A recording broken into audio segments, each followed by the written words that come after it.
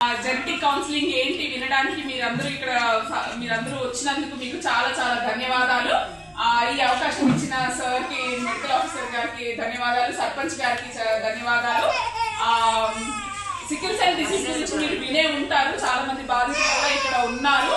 మీకు ఈ ముందు ప్రభుత్వం ఏం కోరుకుంటుంది అనగా మన భారత ప్రభుత్వము 2047 అనగా 2047 లోపు సికిల్ సెల్ అనేది ఎంత దుర్భరమైన వ్యాధి, దీన్ని నిర్మూలించడానికని జెనెటిక్ కౌన్సిలింగ్, ఎందుకంటే ఇది ఇన్హెరిటెడ్ డిసీజ్ అంటే ఒకటి నుంచి ఒకటి మన పేరెంట్స్ నుంచి మన పెద్దవాళ్ళ నుంచి మనకు వ్యాపించేది, జన్యుపరంగా వ్యాపించేది. కాబట్టి దీన్ని నిర్మూలించడానికి చాలా రకాలుగా ప్రయత్నిస్తుంది మన ప్రభుత్వం.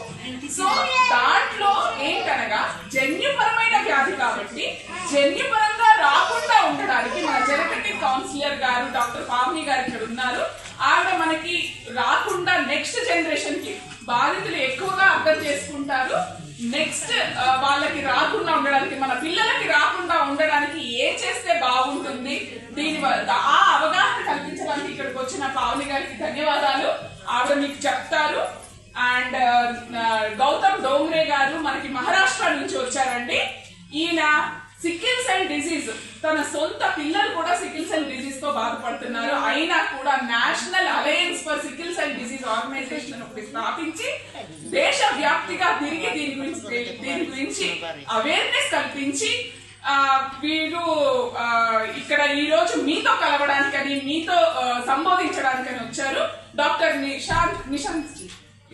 మిస్టర్ నిశాంత్ వాసే అని, ఈయన కూడా మహారాష్ట్ర నుంచి వచ్చారు. ఈయన కూడా నాస్కో సంబంధించి మీకు వాళ్ళు ఏమేమి చేస్తున్నారో చెప్తారు.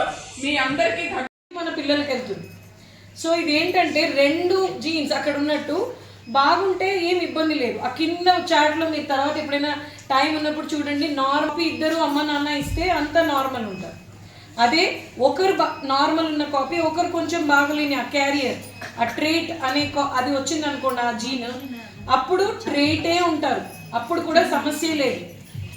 కానీ ఇద్దరి నుండి ఆ బాగలేని జీన్ అనేది వస్తే అప్పుడు సికిల్ సెల్ డిసీజ్ వస్తుంది.